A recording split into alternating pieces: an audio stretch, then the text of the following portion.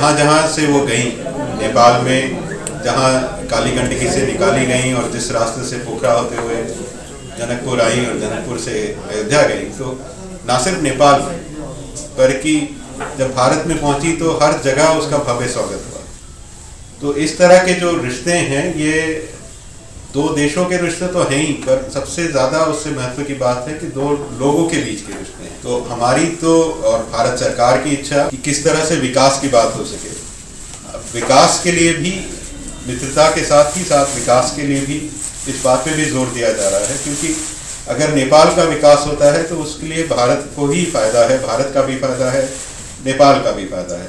और इस कार्य में भारत और नेपाल, भारत की सरकार पूर्ण रूप से प्रतिबद्ध है कि नेपाल की कोई भी ज़रूरत या कुछ भी किया जा सकता है नेपाल की प्रगति बढ़ाने के लिए, खासतौर से मध्य प्रदेश जो कि भारत से एकदम सटा हुआ है उसको बढ़ाने के लिए, उसमें भारत सरकार पीछे नहीं हटेगी।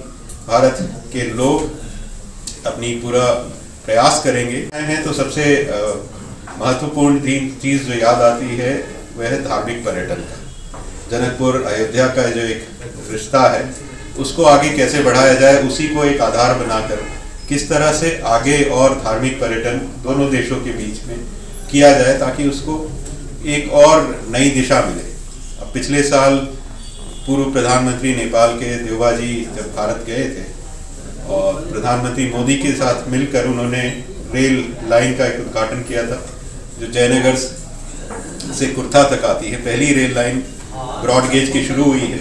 हमारी कोशिश है उसको आगे और बढ़ाया जाए, कुर्था से उसको बीजलपुरा तक ले जाया जाए और आगे भी बर्दीबास तक जहाँ तक उसका प्लान है। तो ये रेल से लोगों का आवागमन बढ़ेगा, टूरिज्म बढ़ेगा। इसी संदर्भ में एक और मैं आपके सहयोग की अपेक्षा करूँगा